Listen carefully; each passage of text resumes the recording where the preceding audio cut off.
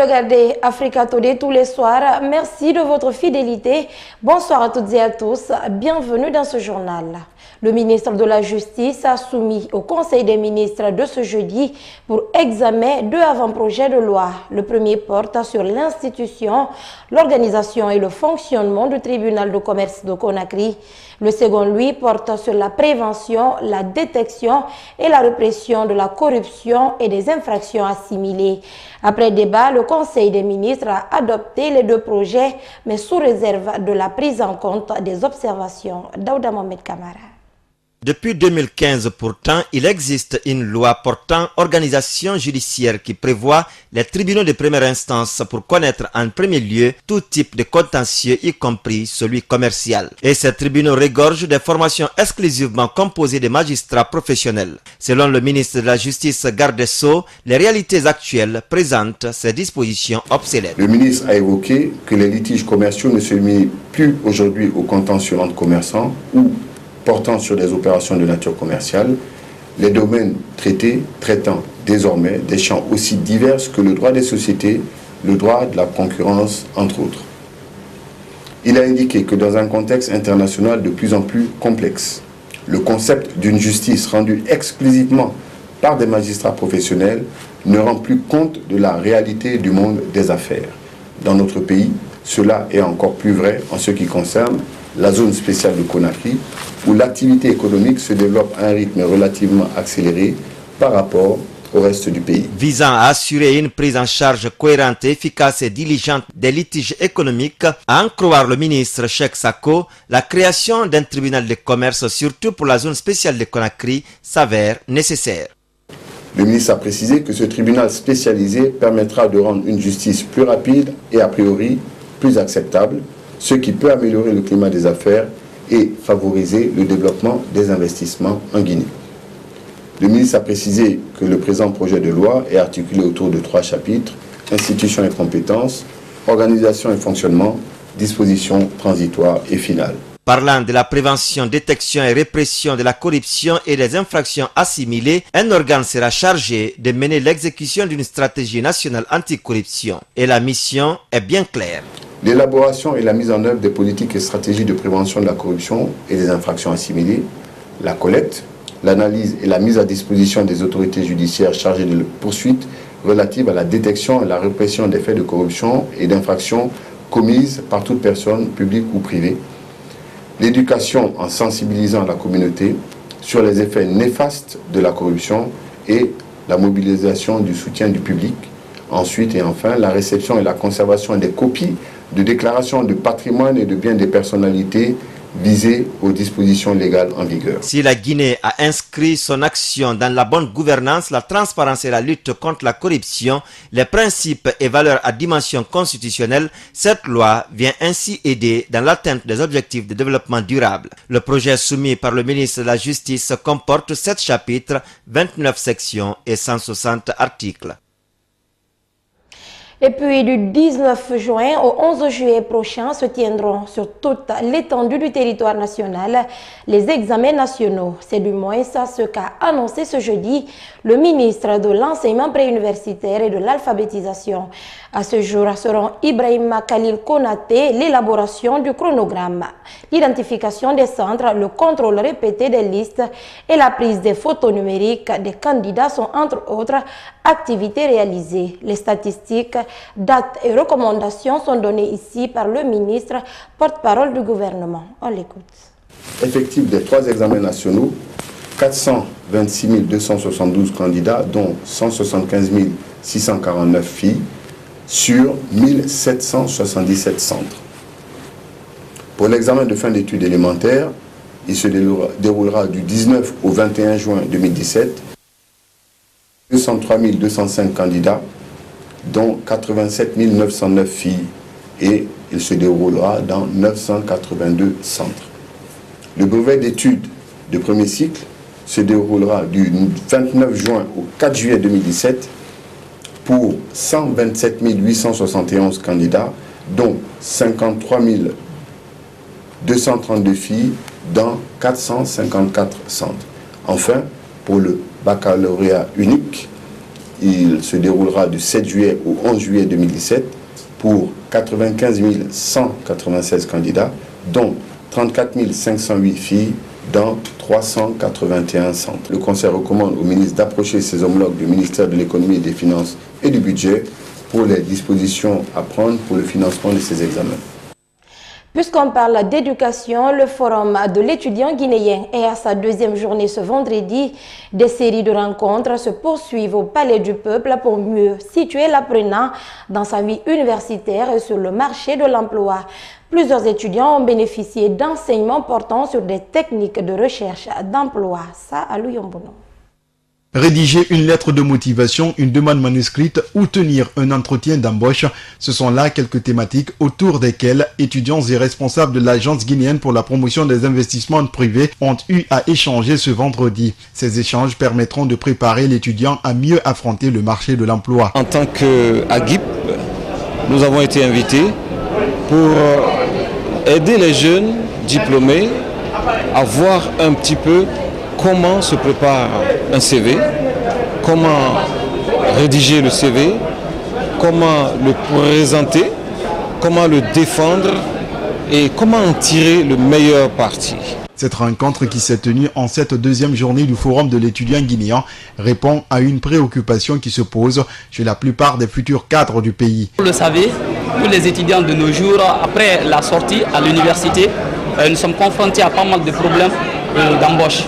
Et là, avec l'AGIP, je me suis rendu compte aujourd'hui qu'il faut tellement se mettre au niveau justement pour être bien sur le marché de richesse de l'emploi. Les enseignements reçus lors de cette conférence augurent de l'espoir chez les participants. Ces notions pourront me permettre d'être embauché le plus vite que possible, puisque si ils nous ont montré la manière dont il faut effectuer un CV, et donc faire aussi une lettre de motivation, puisqu'ils nous ont montré comment il faut tenir un entretien face à face, prendre soin de soi-même. Donc tout cela peut me permettre à la longue d'être embauché au sein d'une entreprise. Samedi 3 juin 2017, la première édition du Forum de l'étudiant prendra fin. Il ne restera plus qu'aux participants de faire bon usage des connaissances acquises. Le mois saint de Ramadan, une période mise à profit par certains commerçants ou détaillants pour rehausser les prix des denrées de grande consommation. Cette année, comme en prélude du Ramadan de chaque année, le ministre du Commerce a rencontré les grossistes sur le sujet. Et pour Marc Yombuno, la conscience religieuse doit aussi guider chacun et tous. Alceni Diallo.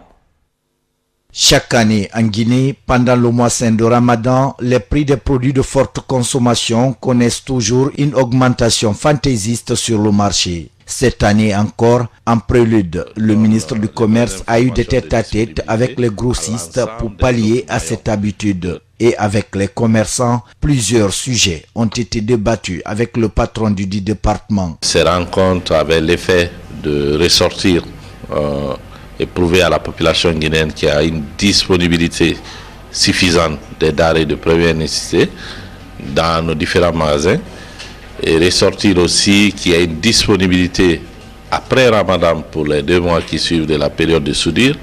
Et ces informations sur lesquelles nous avons travaillé sur les stocks disponibles et les prévisions ont suffisamment relayé, soutenu cet objectif-là. Il n'a pas été question que de la disponibilité des denrées dans les magasins pendant cette période. La baisse des prix des produits les plus prisés au mois de Ramadan aussi. Aujourd'hui, nous sommes en train de constater, c'est-à-dire 2 extrêmes.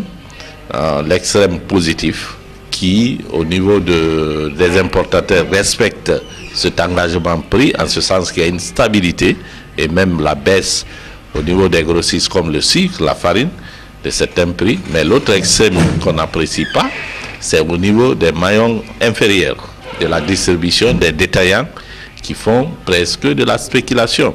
Un mois béni par Allah, le miséricorde de Dieu, et pour beaucoup, c'est aussi un mois de grand profit même illicite, notamment la liquidation des produits périmés, d'où l'invite du ministre Marc Yombuno à la vigilance des citoyens. C'est vrai. La grande consommation que procure cette période amène certains à sortir ce qui était caché aux contrôleurs de qualité pour le mettre à bas prix, ce qui était vendu des boîtes de jus à 5 000, ils disent 2 000, 3 000, donc il y a une certaine... Mais nous demandons aux citoyens, au-delà même du ministère du Commerce, le citoyen lui-même, avant d'acheter une boîte, avant d'acheter un paquet, de voir la date de péremption. Si vous ne connaissez pas, si vous n'êtes pas lettré, appelez quelqu'un qui est lettré pour regarder est-ce que la date de péremption n'est pas arrivée. En ce mois d'expiation de nos péchés, le ministre du Commerce a promis de tout mettre en œuvre avec son équipe pour extirper au maximum ces produits impropres à la consommation pour le bonheur des Guinéens. La Guinée, scandale géologique, possède, selon des spécialistes, le tiers des meilleures réserves mondiales de bauxite au monde. Malgré cette richesse, le pays n'arrive toujours pas à tirer profit de ses exploitations. Pour l'ancien directeur général des compagnies des bauxites de Guinée, la seule solution viable est d'avoir des usines de transformation de bauxite en aluminium. Aïssata Fofana, reportage. Tout est parti de la découverte d'un Français appelé Berthier qui, dans ses recherches, a fait la comparaison du minerai guinéen avec celui extrait en France au bout de province. Ainsi, ce minerai, désormais appelé bauxite, est devenu l'objet de convoitise des grandes multinationales. Selon des spécialistes, la Guinée possède environ 20 milliards de tonnes avec une haute teneur évaluée de 45 à 62% d'alumine et un bas contenu de silice qui lui contient 0,8 à 2%. Pour Kemoko Touré, ancien directeur général de la compagnie des bauxites de Guinée, le pays, pour se développer, devrait avoir des unités de transformation de bauxite en aluminium. Nous sommes dans un pays qui regorge de bauxite. Et nous devrions, si nous étions réellement inspirés depuis longtemps d'un patriotisme économique et d'une volonté de gagner à travers ce minerai, nous aurions aujourd'hui quelques usines d'alumine et quelques usines d'aluminium. C'est-à-dire nous aurions ajouté de la valeur qui aurait permis maintenant à la Guinée de disposer de fonds nécessaires pour financer les autres secteurs de développement. Poursuivant, Kemoko Touré affirme que l'aluminium a une utilité inestimable, surtout dans le domaine du transport.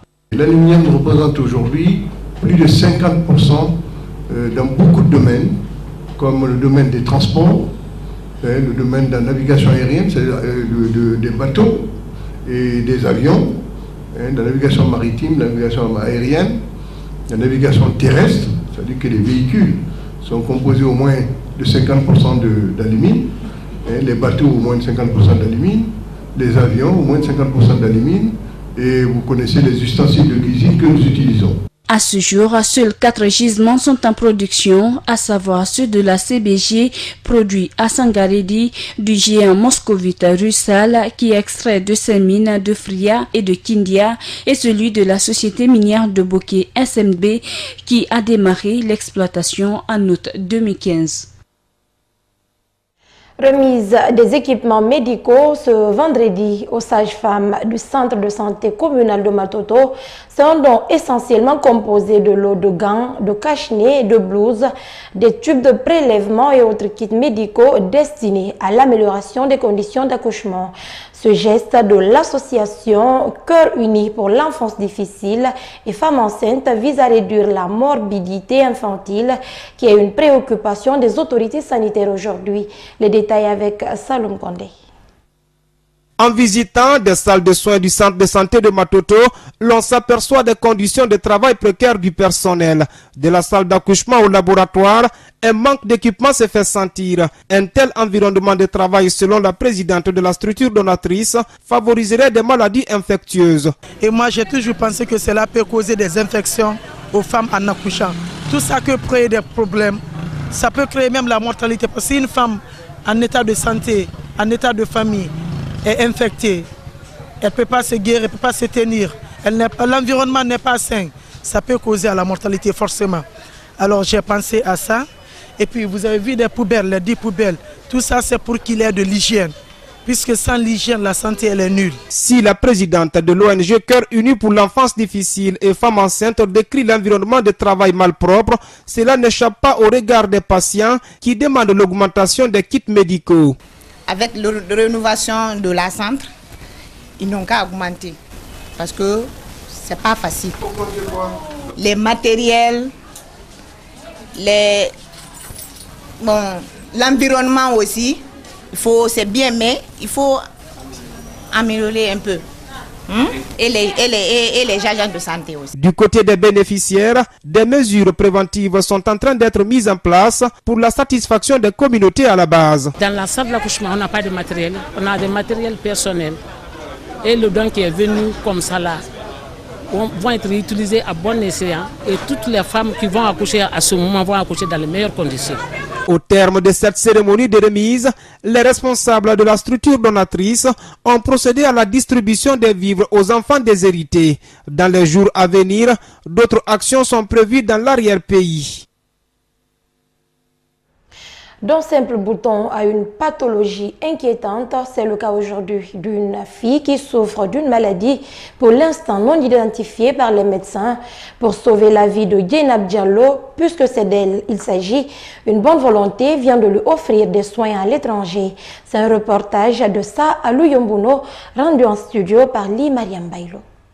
Djenab Diallo a 5 ans. Depuis maintenant plus d'une année, la petite fille souffre d'une pathologie qui, aux yeux des experts de santé, reste pour le moment non identifiée et relève de 3 spécialités. Pour le moment, on ne peut pas vous dire exactement ce qu'elle souffre. Sa pathologie relève de 3 spécialités: ophtalmologie, neurochirurgie et ORL. Tout semblait négligeable au départ pour la famille quand un petit bouton est apparu sur l'œil de la fillette, mais plus le temps passe, plus la situation sanitaire de l'enfant se complique. C'est un petit bouton qui est apparu au niveau de l'œil.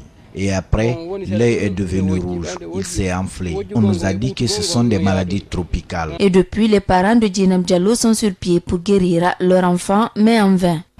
Et comme ça n'allait pas, on l'a amenée à l'hôpital de Kankan.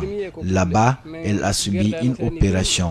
Cela n'a pas réussi. C'est après, on nous a conduits à l'hôpital de Massanta pour voir là-bas aussi. Et là, ils nous ont suggéré de venir à Conakry. Il aura fallu encore un peu de patience et s'activer sur les réseaux sociaux pour que la famille Diallo trouve un bon samaritain. Depuis quelques jours, la fondation Bobodi pour la paix décide de prendre en charge la petite fille Djenab. Ce jeudi 1er juin 2017, elle a été évacuée au Maroc pour des soins intenses grâce à la dite fondation qui multiplie ses actions humanitaires. L'âme appartient à Dieu, mais si c'est l'argent qui va guérir la fille là, le président fondateur Abakar Bobodi Kamara s'est engagé pour prendre la fille en charge. En tout cas, si c'est l'argent qui doit le faire guérir, il dit que la fille là va guérir. Pour le père de Djenab Diallo, c'est un espoir qui renaît. Si l'enfant guérit, Dieu merci. Sinon, on s'en remet à la volonté divine. Je remercie Bobodi Kamara. Que Dieu le paye et fasse des innovations dans ce qu'il entreprend. Le 25 mai dernier, Aboubakar Bobodi Kamara a reçu le prix du meilleur artisan social de l'année 2017, un titre qu'il confirme jusque-là à travers cette assistance aux démunis.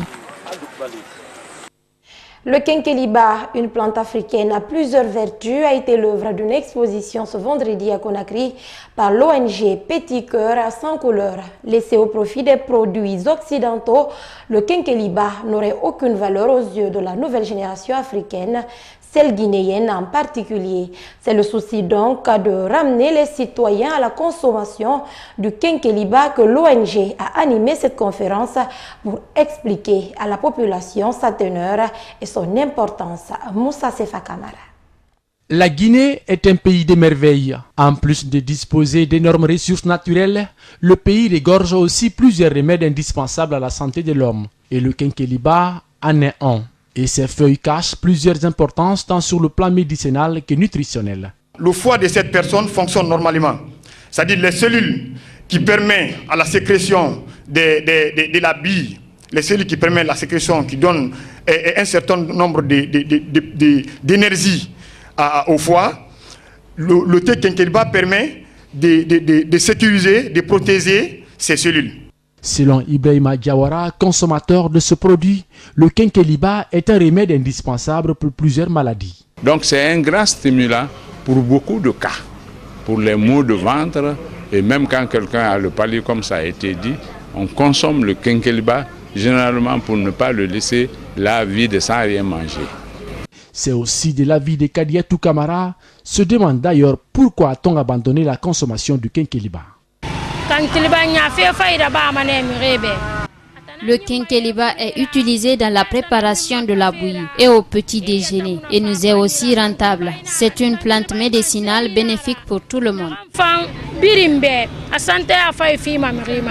A noter que le Kenkeliba est une plante aux vertus multiples qui est retrouvée dans la savane guinéenne.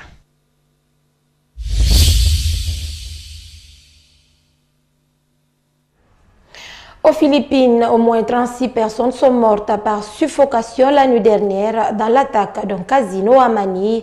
Un homme armé a incendié l'établissement avant de se suicider. Les autorités écartent pour l'heure la piste terroriste. Regardez. Il est environ minuit lorsque des tirs retentissent provenant d'un hôtel casino près de l'aéroport. Un homme armé d'un fusil d'assaut vient de faire irruption dans les couloirs, crée la panique chez les clients avant de mettre le feu à une table de jeu. L'incendie se propage dans l'ensemble de l'hôtel. Après avoir affirmé qu'il n'y avait que des blessés, la police locale déclare à l'aube que les corps de plusieurs dizaines de victimes ont été retrouvés dans le bâtiment. Ce qui a causé leur mort est la fumée épaisse parce qu'il y avait de la moquette au sol et les tables de jeu étaient aussi très combustibles. Mais sur la nature de l'attaque, la confusion demeure. Pendant que les forces de sécurité étaient encore à la recherche de l'assaillant dans le bâtiment cette nuit, la branche philippine de l'État islamique revendique l'attaque. La police, elle, affirme dans un premier temps l'avoir abattu, puis corrige sa version en affirmant qu'il s'est immolé dans une chambre de l'hôtel, mais rejette la piste terroriste. Pourquoi ce n'est pas un acte terroriste? Parce qu'il n'y a aucun élément de violence, de menace ou d'intimidation qui mène au terrorisme. Si c'était un terroriste de l'État islamique, il aurait tiré sur les gens. Pour la police philippine, il s'agit d'un cambriolage qui aurait mal tourné, commis par un individu dérangé, décrit comme étranger, blanc et parlant anglais, qui aurait volé pour 2,3 millions de dollars de jetons retrouvés dans son sac à dos. Cette attaque dans la capitale philippine intervient au moment où le président Rodrigo Duterte tente de réprimer une insurrection islamiste dans le sud du pays et a déjà affirmé qu'il pourrait étendre la loi martiale à l'ensemble du territoire. Ainsi prend fin ce journal. À tous, merci de l'avoir suivi. Bonne soirée chez vous.